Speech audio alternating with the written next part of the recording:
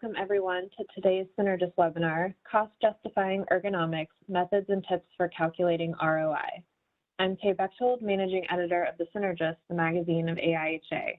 I'd like to thank all of our attendees and especially Velocity EHS Human Tech for sponsoring today's webinar. Our speaker today is Blake McGowan, Director of Ergonomics Research at Velocity EHS. He leads the Ergonomics Research Group to incorporate the latest technical and scientific data into the human tech ergonomics software solutions. He also consults with academia to transfer current research knowledge into the company's approach, systems, assessment methods, and guidelines. And now I'll turn the presentation over to Blake. Great, thanks Kay. Thanks for the nice introduction. Welcome to everyone on the line. Happy that you were able to make today's session. Just as a reminder, which is said earlier, a recording of the session will be made available later today or tomorrow for your viewing, as well as the slides of this presentation will be provided to you.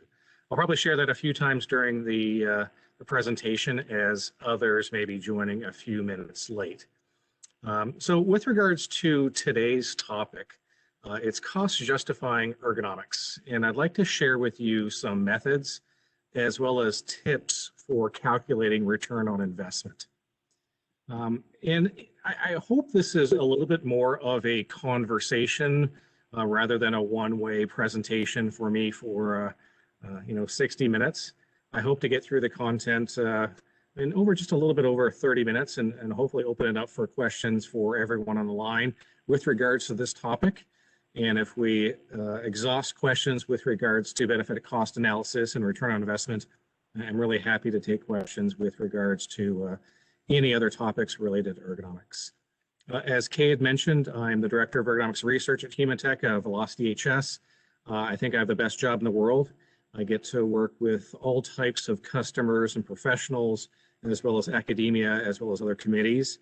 And I really like that I have the latitude to interact with all different types of institutions and organizations.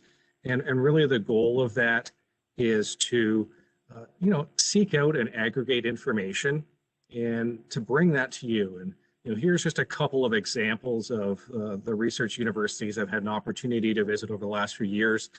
And I think I've visited anywhere close to 15 or 20 of them, but Arizona State Engineering, talking about things like occupational exoskeletons, Washington University Department of Public Health, talking about the connection between poor workstation design and the opioid crisis.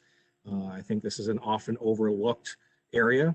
In the middle there, Harvard Law School, talking about how ergonomics is really a social factor in ESG and how we can impact things like health and safety culture and human capital management.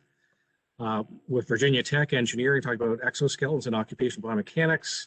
There's places like NIOSH, Jack Liu and Brian Lowe, talking about topics just like this. And a smattering of others like University of Wisconsin-Milwaukee, Auburn University, again, Harvard again, and Madison, Wisconsin. So I have the opportunity to seek out all this information, put it all together with the true intent of kind of translating that into information or knowledge that you can use. So take all this raw data, translate it into information and provide you some knowledge so you can have some actual insights. So I've had the opportunity to write a lot of different articles that I would imagine everyone on this webinar could understand. Really, I like to try and make this as simple as possible, as well as the bottom line series. And all this type of information goes into our software and services to help out our customers. However, today, I really want to talk about something that's very, very specific to ergonomics, which is cost justifying ergonomics interventions. I want to share with you my unique knowledge, insights, and key learnings. Basically, for the last 20 years, I have been acting as a consultant for many different companies, many different industries. And everything I'm going to share with you today is based on every mistake I've ever made. So with that said, I'm going to stop my video so you can actually go in and start to focus on the content in the presentation. But hopefully this does not impact my visual or my voice, sorry. So with regards to cost justification, some of the topics I'd like to cover today, and as I mentioned before, please feel free to post your questions in the chat. I know Kay will be gathering them and organizing them. so that you can be listened to and I can answer those questions near the end of the session. So one of the areas I want to talk about is the value of ergonomics. Just a brief reminder to everyone, truly what ergonomics is, but almost equally important, what it is not. Who are the benefactors and what are the benefits of actual ergonomics? And again, I think we often overlook these benefactors and benefits and leave a lot of value on the table.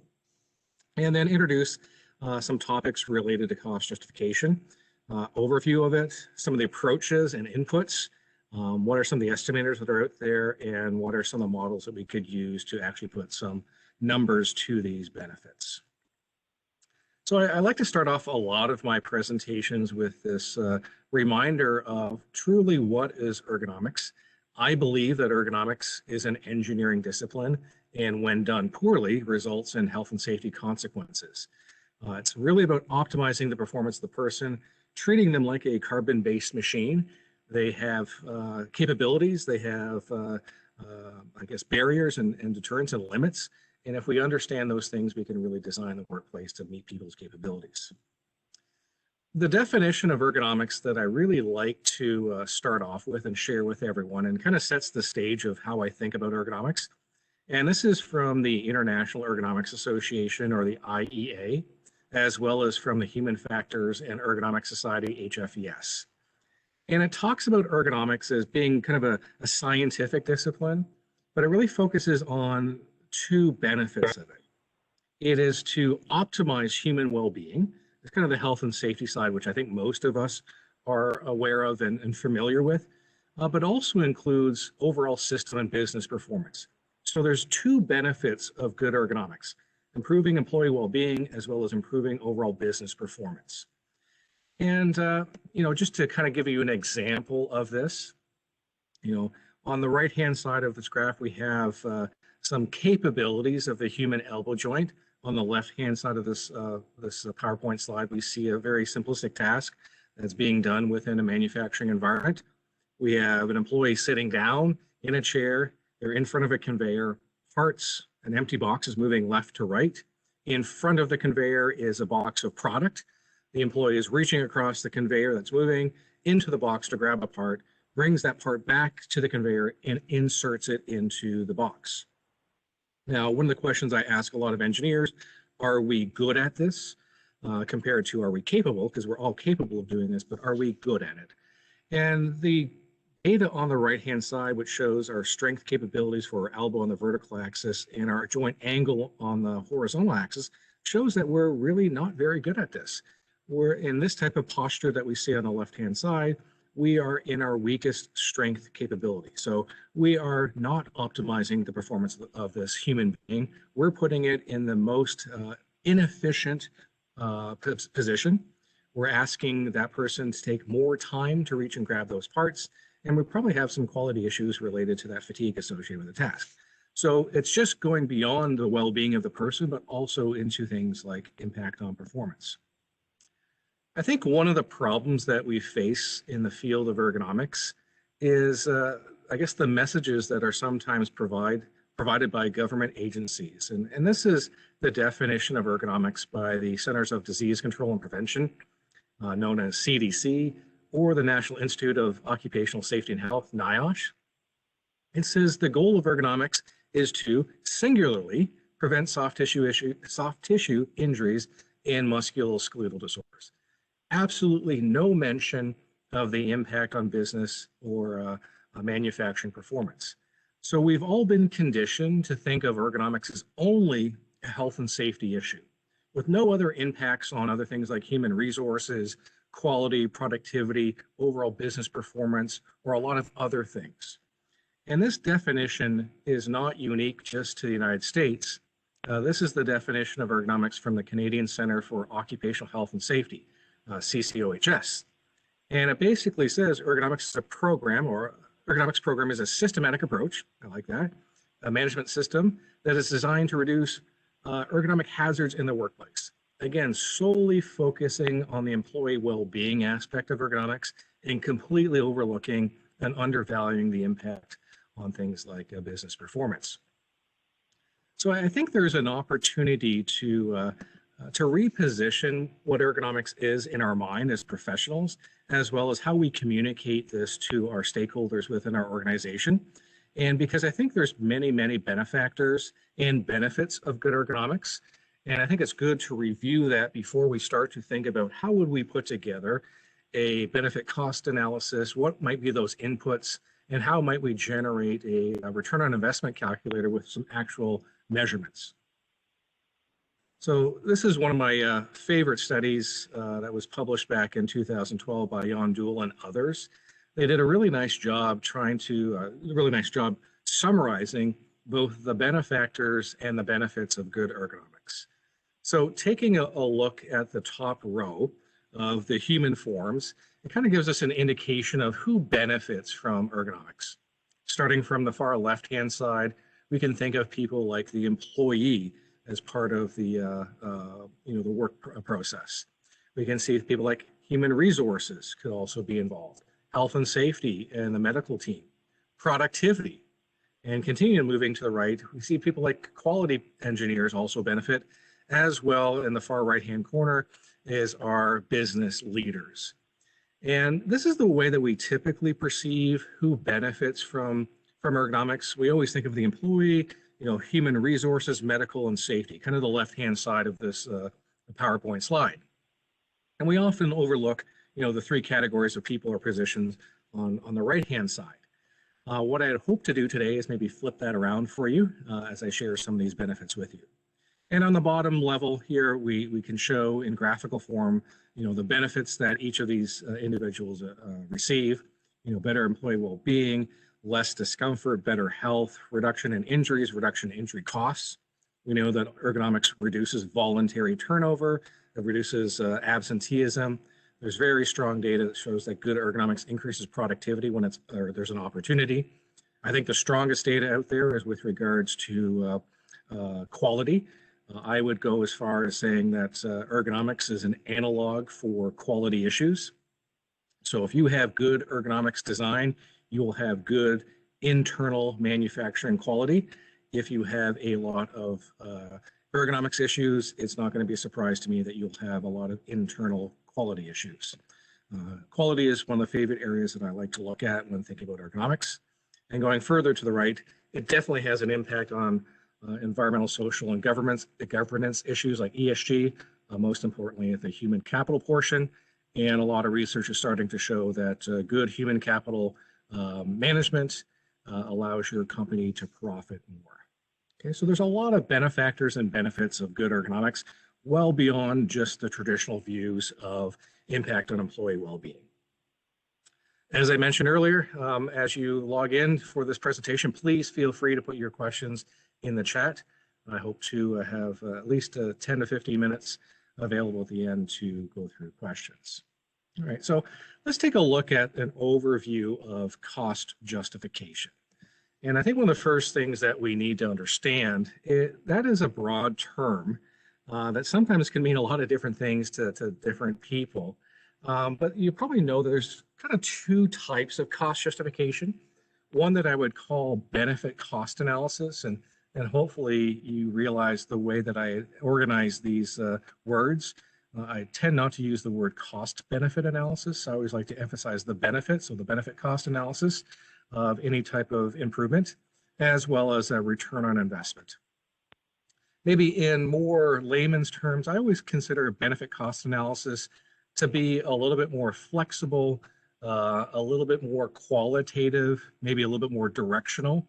Return on investment is a lot more specific, usually associated with some more harder dollars and maybe a little bit more formalized in the approach. And I think I kind of summarized, or that's kind of summarized here on this slide.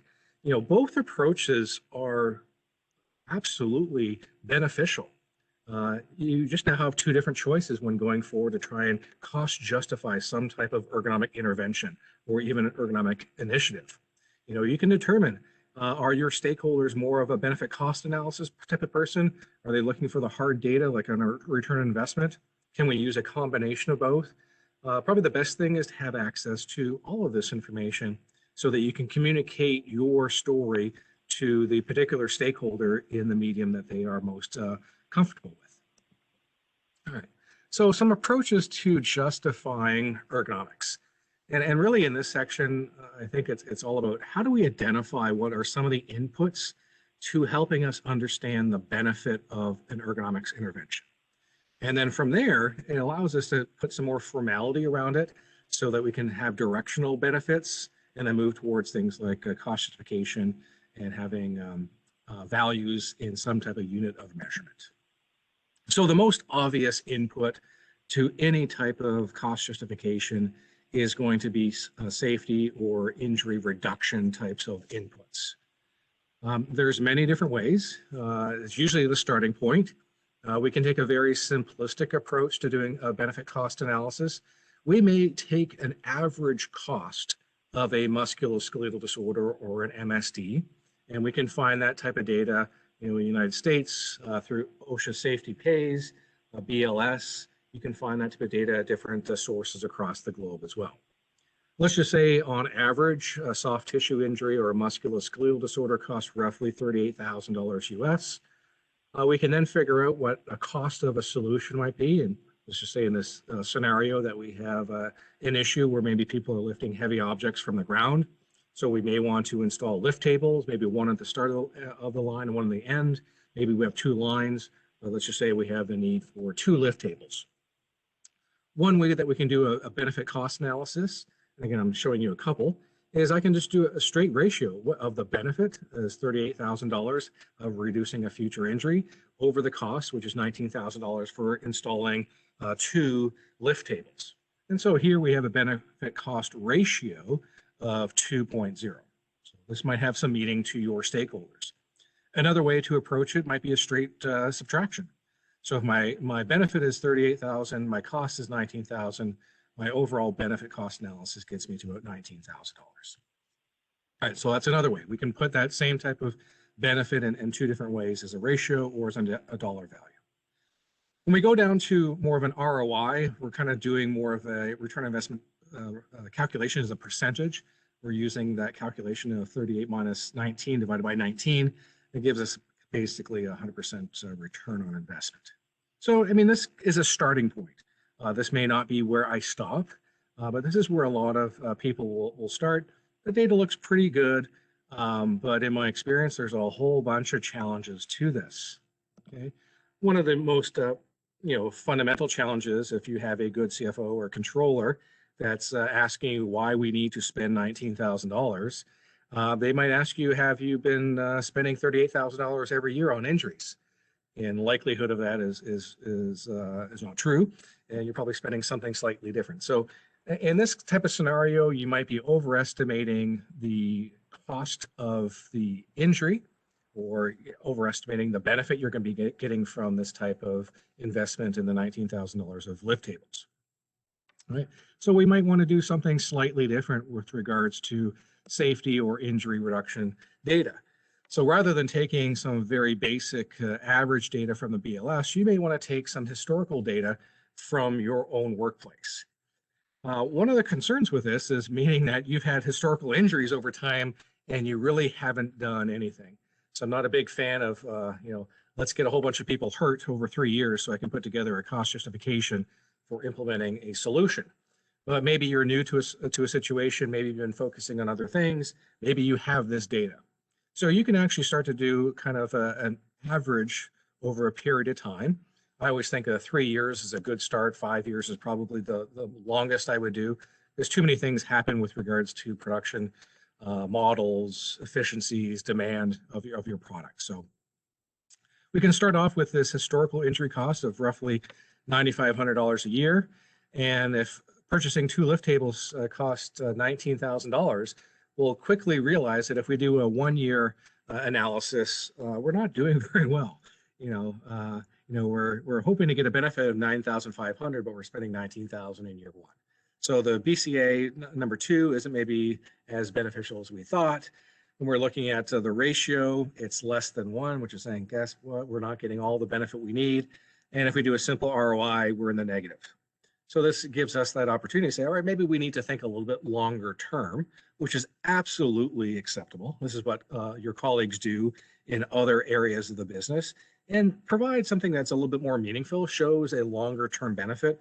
But usually I'll kind of limit this to 3 to 5 years out. Otherwise, you're probably inflating the benefit. Now, there's definitely a challenge to this, and I've always had this opinion and feeling based off experience that when we use this type of approach, what we're typically doing is that we are training our leadership only to respond once someone gets injured.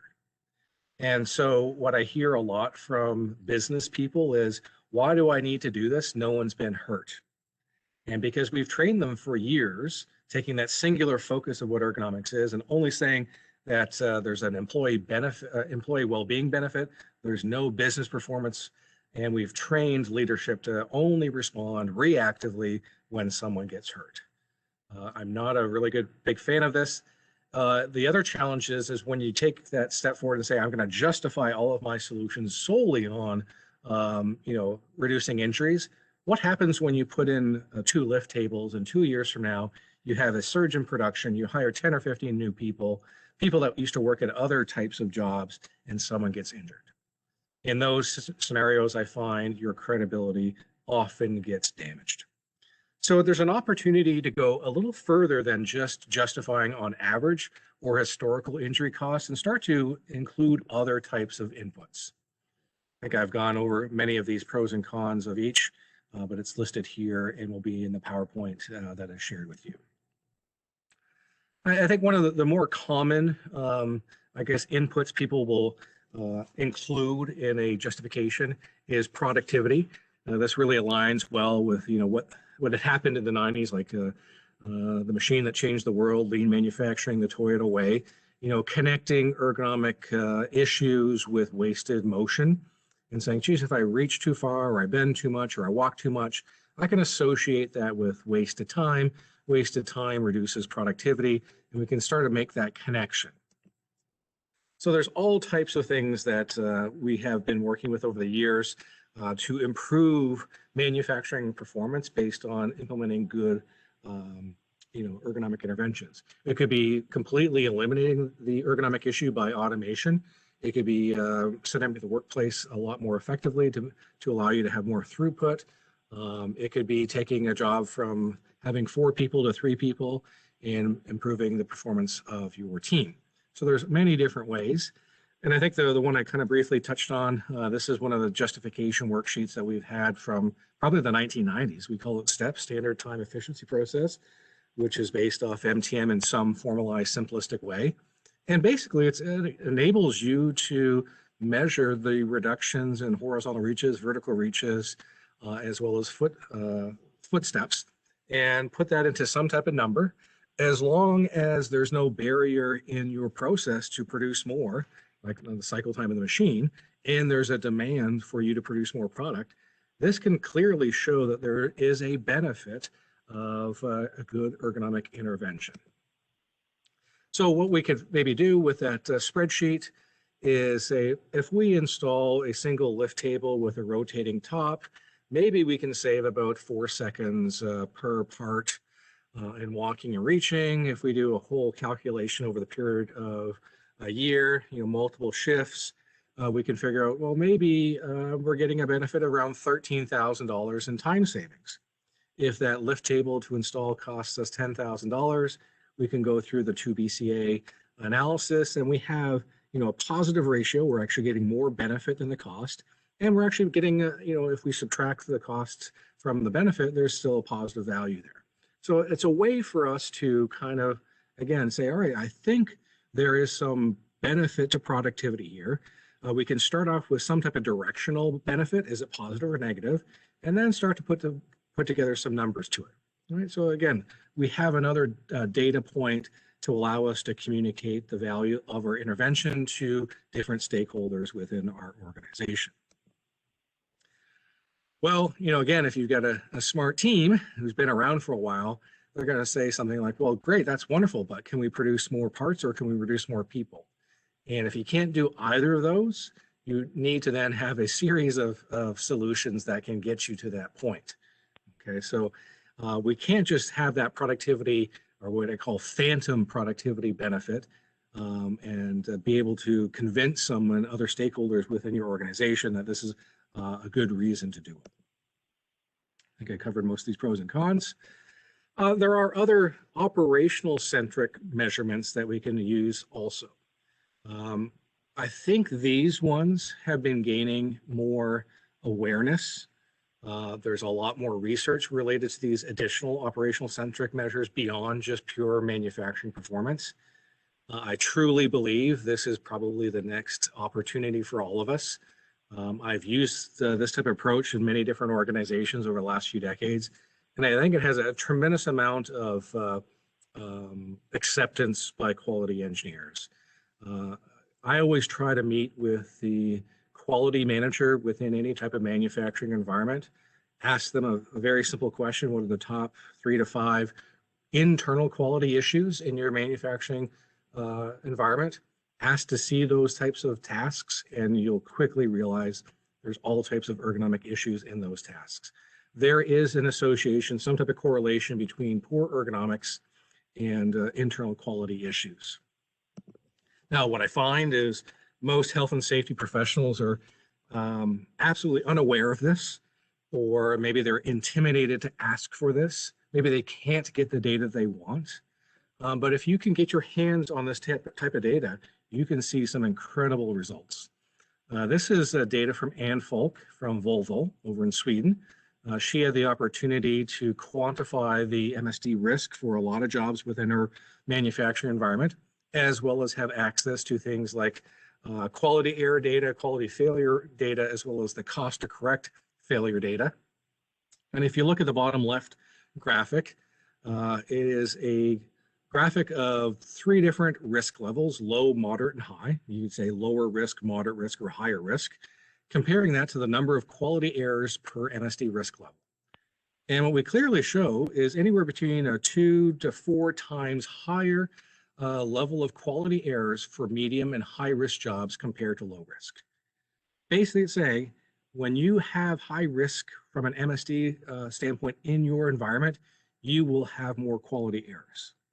Every minute, every hour, every shift, every day, every week, every month, every quarter, every year, you are going to be having these quality errors due to a mismatch in the workstation and the person's capabilities. The same thing is true in the middle graph on failure rates. Your product manufacturing will fail anywhere between 4 to 6 times higher when you have moderate and high risk jobs.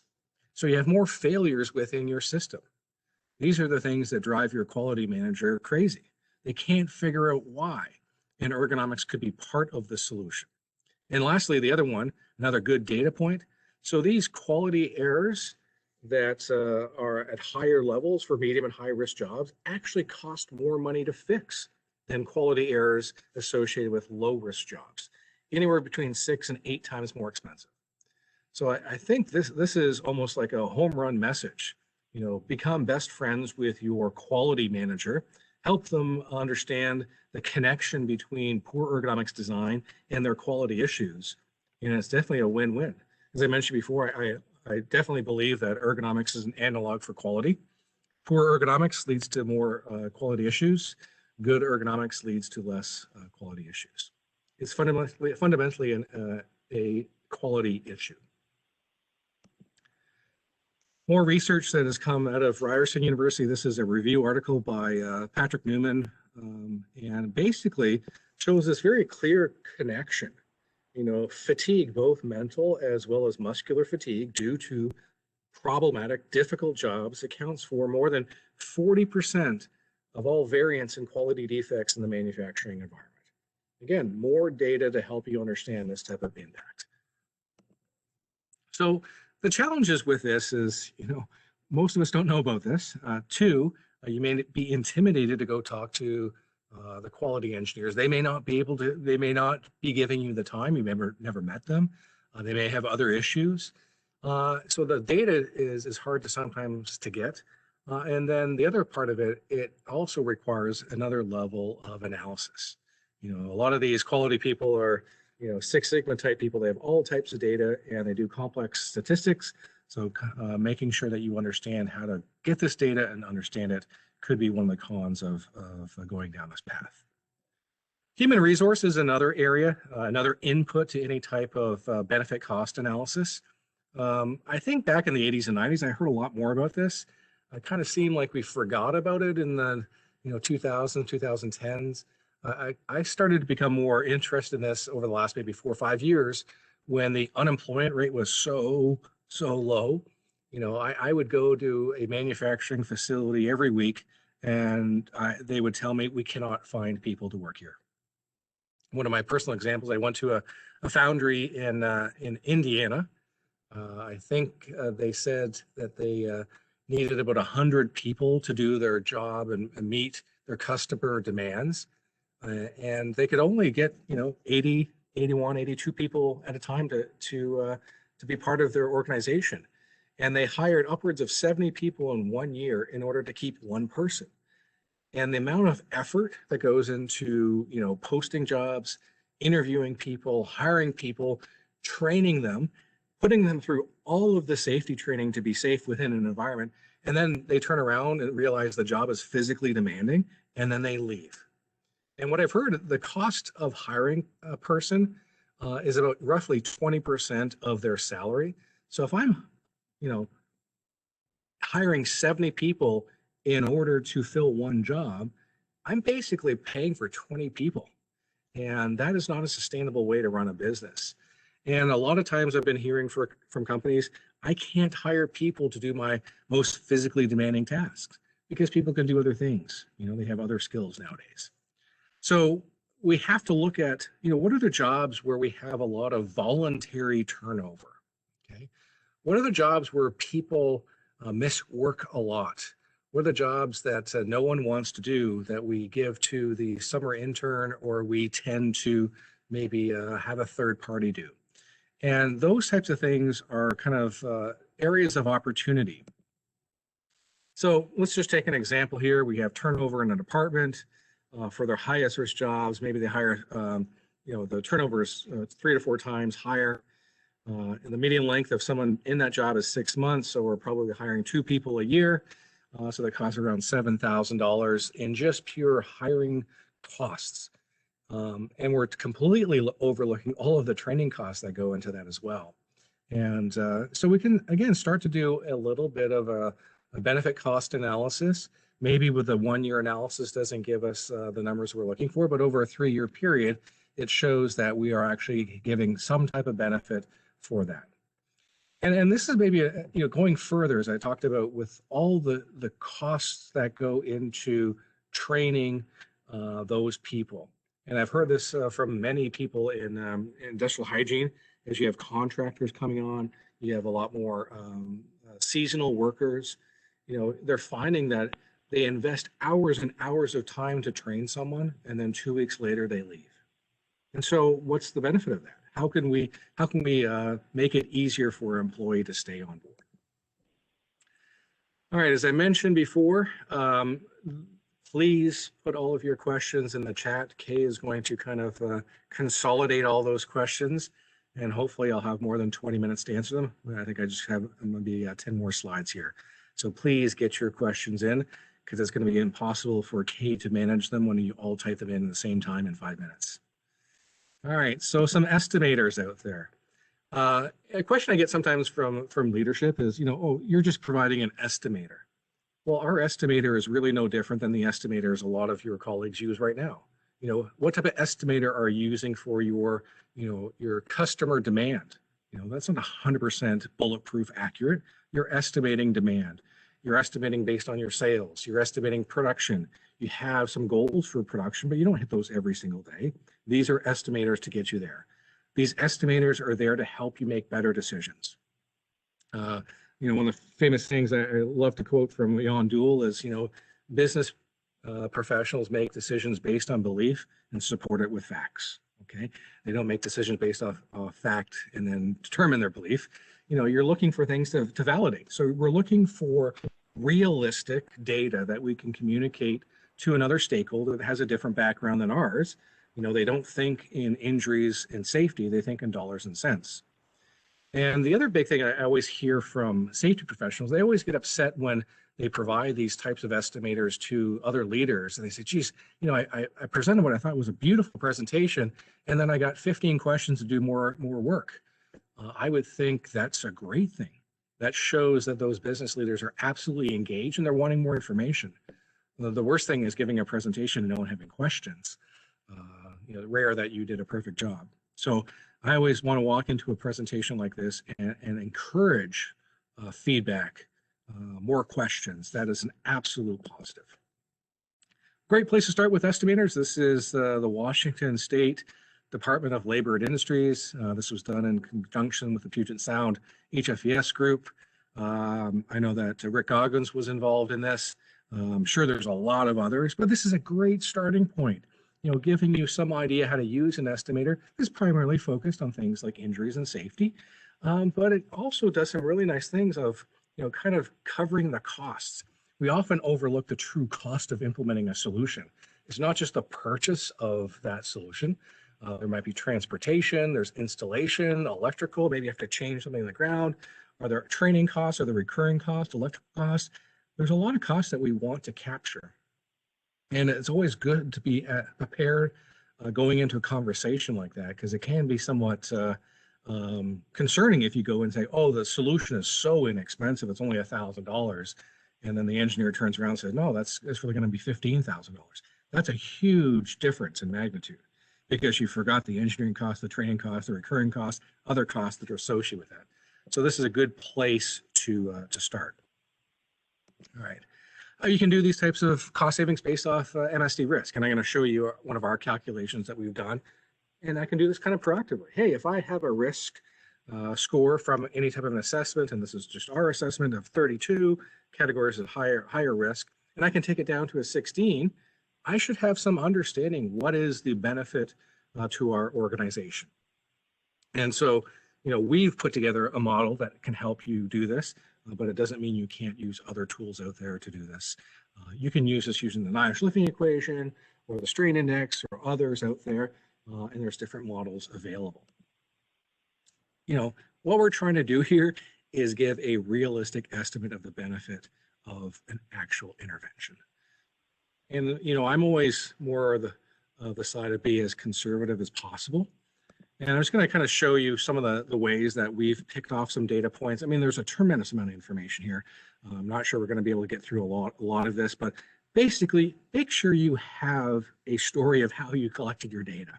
Know where you got your information. Okay, here's an example. I'm going to estimate that the overall injury rate in industry is maybe 2.8 of 100 full-time employees. Okay, I can probably support that with BLS data.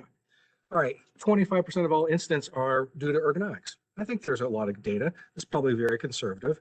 Probably in our current calculators, our injury rate is closer to 3.1. Typically, it's around 34% is injury rates. So you can sort of say, all right, so we have a starting point of roughly what's the injury rates for MSDs? And what's the difference between, say, a higher risk job and a lower risk job? What's the cost for an MSD injury? And what's the average reduction in an injury as a result of an improvement? So you can get some basic starting points to help set up this model of, hey, if I move something from higher risk to moderate risk, what type of benefit can I get?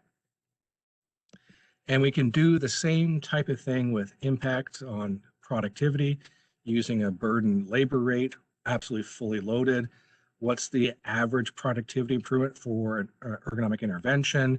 How can we be ultimately conservative based off the data that Goggin had published in 2018? And doing the same type of thing for things like rework and scrap, turnover, saying things like 25% rate in manufacturing jobs, the average cost to replace an employee, what type of impact can ergonomics have on turnover based off the data from Goggins, and then how can I become incredibly conservative? And the last thing with absenteeism.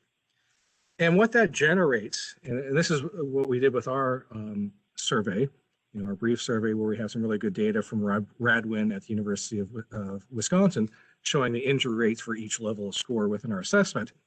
We can start to put together a risk-based estimator on two inputs. What is our overall risk score, which is shown as our RPS score?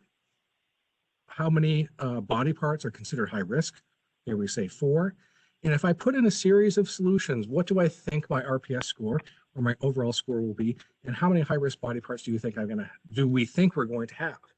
And based on that, I can start to get an estimate of what's the impact on injury costs, productivity, quality, turnover, and absenteeism, roll all that up to an annual anticipated savings. The nice thing about this, it is incredibly conservative based off all the data that I shared with you a few slides ago. And if you have a situation where, guess what, I can't increase the productivity of this machine, take those data points out. So I can have 5885 minus 2560, and my new level is somewhere around 2300. And I can communicate that to another business stakeholder saying, hey, this type of improvement we believe is going to have this type of financial impact. Let's have a conversation. Do we need to tweak some of this data?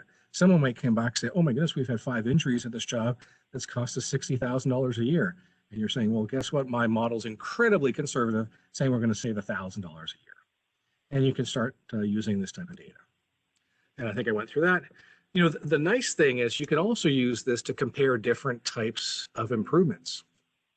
So maybe we can compare 3 different options to reducing risk in the workplace. And again, this is a good starting point. Can I list all the inputs? Can I put an estimate of the costs and then figure out what's the benefit and the return on investment? So let's say option 1, let's go forward with implementing 2-person lifting technique, 2-person lift for this heavy object. We know the cost of that from labor.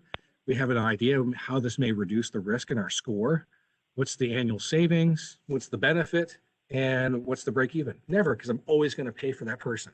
So a solution that may seem to be incredibly effective and low cost in year 1 never has a endpoint.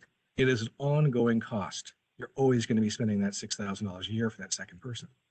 Maybe you look at a lift table and say, all right, this is kind of good. We have a year 1 cost. We think there's not going to be any annual ongoing cost. We can reduce a certain amount of points. We have a better projected annual savings. A benefit cost analysis that's pretty good. And we can probably pay this back in 4 years. We can then compare that to something that's probably a little bit more effective, but more expensive. The first year cost is 25. We could take out 15 points. Annual savings is going to be more because I'm taking out the force, not just the posture. And it's going to take around the same amount of time. And now you have data to make a decision. You don't have to blindly follow the data. It doesn't say that 100% of the time you should be choosing the vacuum hoist moving forward. There may be situations where you want to choose the lift table. The benefits are very similar. The payback periods are very similar. So now you can have a good conversation with those other stakeholders. All right, and then the nice thing with this is you can roll up all of those benefits for those individual ergonomics interventions and roll those up for a site, a division, a corporation, and you can share this type of information at a global level, communicating what type of impact that you have on injury reduction, productivity, quality, turnover, and absenteeism as a result of your ergonomics initiative. And this is very powerful data. Like most people don't realize, the overall cumulative approach. And last year I think it was at the Applied Ergonomics Conference, and more recently within the NORA, web series, Jack Nunes from Lear had communicated this type of impact.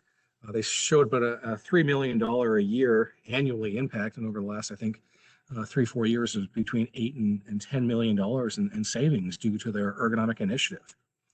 That's outstanding information that you can communicate and continue to have support for your ergonomic initiative. All right. So we got 50 minutes left. Maybe you talked a few minutes longer than I was hoping to, but got a little bit passionate about that topic. I am absolutely more than happy to open this up for questions. Kay, I saw that there was some flurry of activity in the chat, so hopefully you've done a nice job of summarizing all that and prioritizing questions. Yes, thanks, Blake. As Blake mentioned, it looks like we have about 15 minutes for questions. Just a reminder, if you'd like to ask a question, please type it into the chat window on the right side of your screen and send to all panelists. The first question I have, Blake, is does the average cost of MSDs vary from state to state based on workers' comp benefits? And how would I find that for my state? In this case, Ohio. Excellent question. I'm not an expert on all this type of data. I tend to go to OSHA Safety Pays or BLS to get more global data points. I have to believe that someone at Ohio BWC would have that information. I know Delia Treaster, she might be a good point contact to reach out and find that information. I got to believe they might have it for you, and they would be the best group to find that. And hopefully, maybe Delia is even on this presentation, she can help out. But I got to believe it's available. My sense is I would rather want to use a larger pool of data so I don't have the outliers influencing it as much. So I would probably want to use a little bit of my local data, but then also rely upon some of the national data, or at least have both available. Okay, thanks. Actually have an extension to that question as well.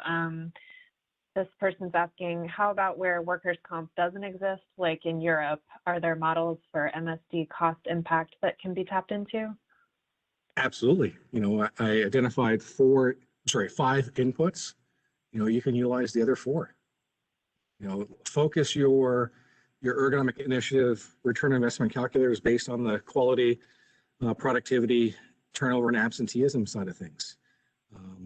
Again, going right back to fundamentals. Ergonomics is an engineering discipline. It's about human performance.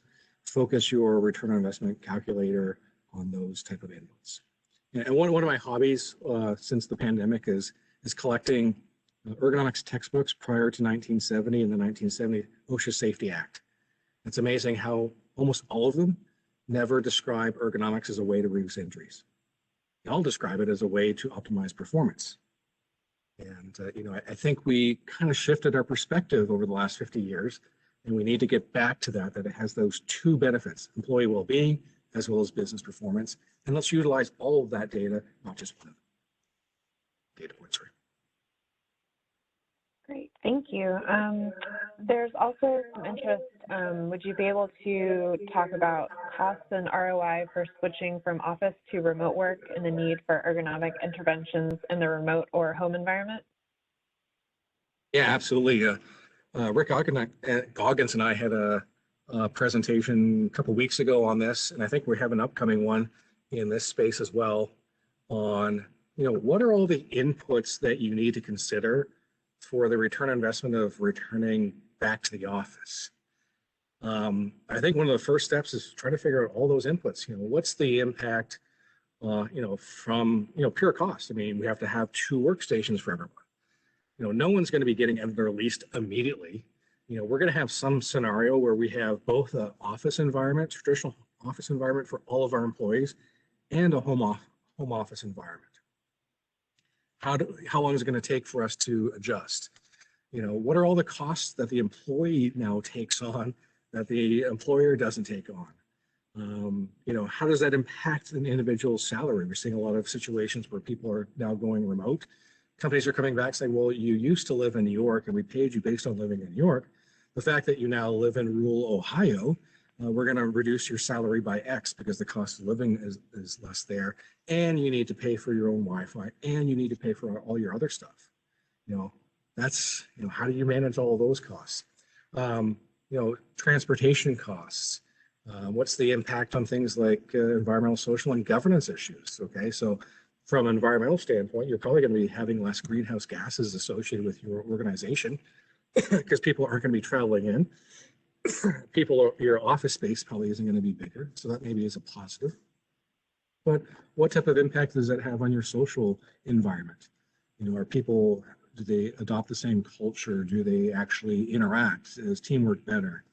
And then even from the whole risk standpoint of things, like how do you manage risk with a large proportion of people working from home and working from home all the time? And what's the boundary of work-related and not work-related? If my IT person sends me a new mouse in the mail and I have to step outside to get it from the mailbox and it snows that night and I slip and fall, that's a new issue that I had to deal with that I probably wasn't dealing with a lot in 2019. So I think the key is there's multiple inputs for a benefit cost analysis for working from home. I don't know the answer to all that. I think people are starting to do good things, and Rick is working on some of that type of data. My belief, and this is based off my experience, there's a big difference from everyone in your organization working from home, including yourself, compared to when most people are working in the office and you're working from home. And I worked in both situations. And when everyone in your company is working from home, everyone experiences the same barriers and hassles. And when a good portion of your people are all working in the office and you're working from home, I've been in that situation twice, you're the only person that's experiencing those barriers. Okay, thank you. I think I have a little bit of an echo. I apologize. I'm not sure where that's coming from, but hopefully you all can understand me all right. My next Sounds question good. is, okay, great. My next question is from Christy. Blake, do you have an example of the quality/ergo correlation that you've seen in businesses you have consulted? Can you just repeat the last part of it? Oh, sorry. Do you have an example of the quality/ergo correlation that you've seen in businesses you've consulted? Absolutely. Absolutely.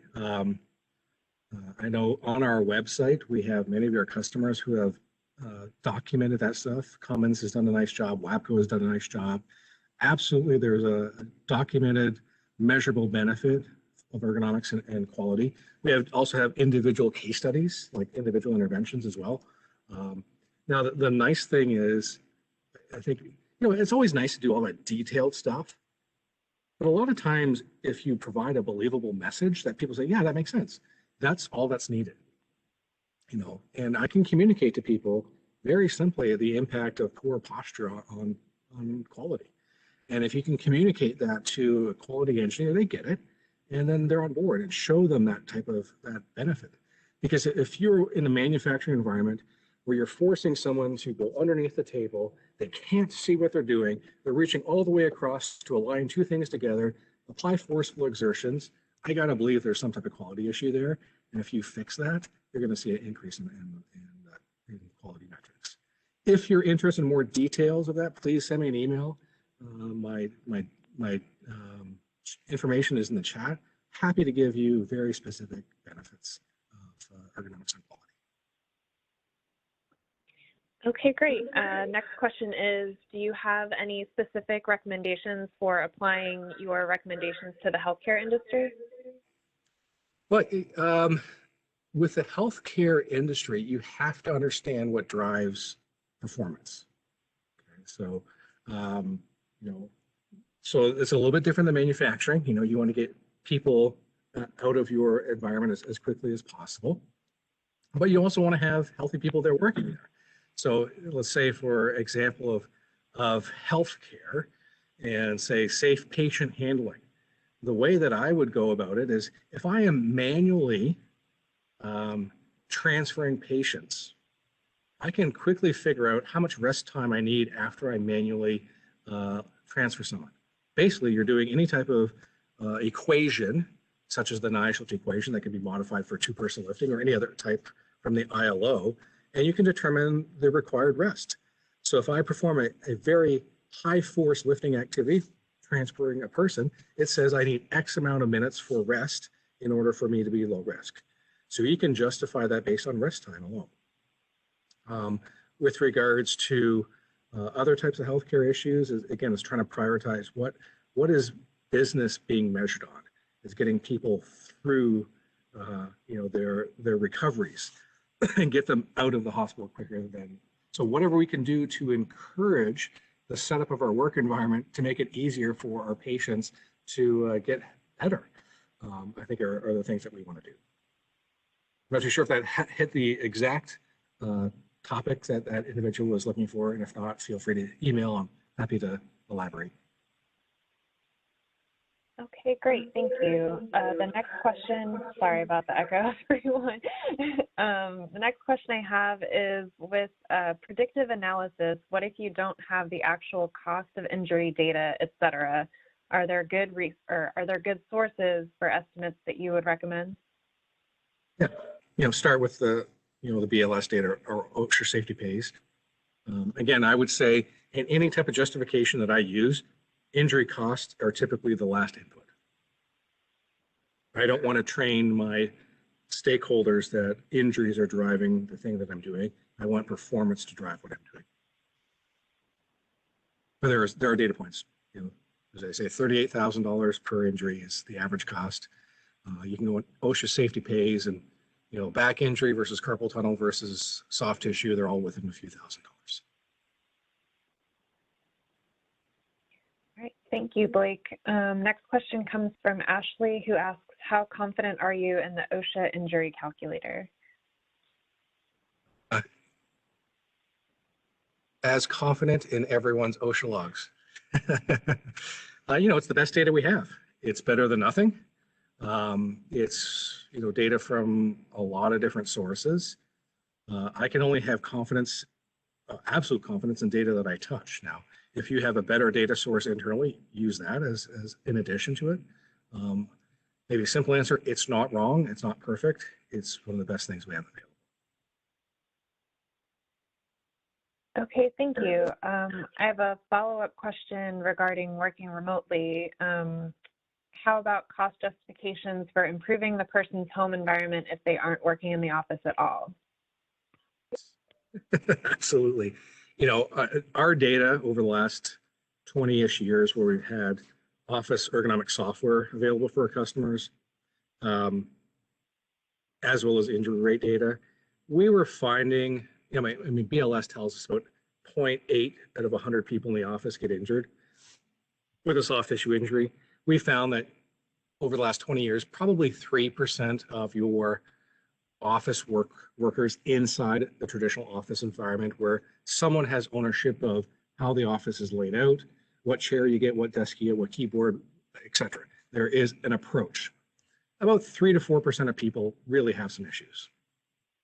There's been multiple publications, I would say at least 4, if not 5, from different parts of the world, different industries that show since COVID, roughly 40 to 60% of all employees are having significant issues with soft tissue injuries or pain when working from home.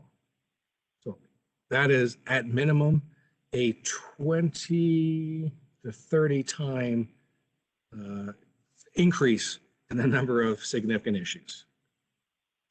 And this should not surprise anyone. Like, if I am a younger worker who lives with a bunch of friends in an apartment where I have a bedroom and a kitchen and we have a common area, and I'm doing my job on a stool and a night table in my bedroom, it shouldn't be a surprise that we're having some major issues. So I think one of the biggest issues with working from home is, one, most people don't have dedicated space. And I truly believe there's a difference between working from home and home office.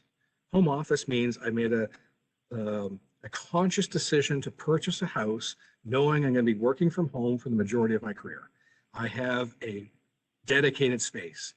Working from home is shelter in place as soon as possible, find somewhere to work in your house, get it done, which most people thought was going to be for 2 weeks. Okay, now we're on 60 weeks, 50 weeks. So fundamentally, a lot of working from home employees do not have the general space to do it. And therefore, it's very difficult for them to have a work surface that may go up and down, a chair that may be comfortable. They may not have a monitor or a mouse or a keyboard, which just accelerates things. And the other difficult thing from working from home is, say, let's take round numbers, a organization that has 1,000 employees working in office, I can define one set of solutions to make sure everyone has the best thing. Now, if I got 1,000 people working from home, I have 1,000 scenarios for chairs, plus 1,000 for desks, and for computers, and for keyboards, and for mice, and for monitors. Managing that remotely is infinitely more challenging compared to knowing that I have 2 chairs in the office. Now I have 1,000 different chairs at home. How do I best manage that? How can I evaluate the effectiveness of all those chairs that are throughout my whole working from home environment? Incredibly more complex, and it's not surprising that there's way more injuries. And we're starting to actually see those injury rates coming out. They are much higher than 2019. Okay, thank you, Blake. Unfortunately, that's all the time we have left for today. I saw some more great questions come through. I'll be sure to pass those along. My thanks to Blake McGowan for his presentation, to Velocity EHS Human Tech for sponsoring today's webinar, and to all of our participants. Registration is already open for 2 Synergist webinar events happening in April.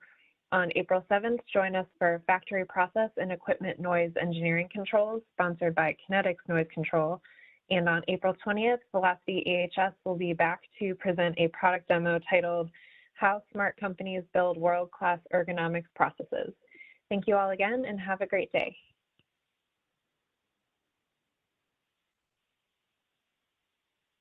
All right, thank you, everyone. This actually concludes today's webcast. Thank you all for attending. The recording will be available at aiha.webvent.tv.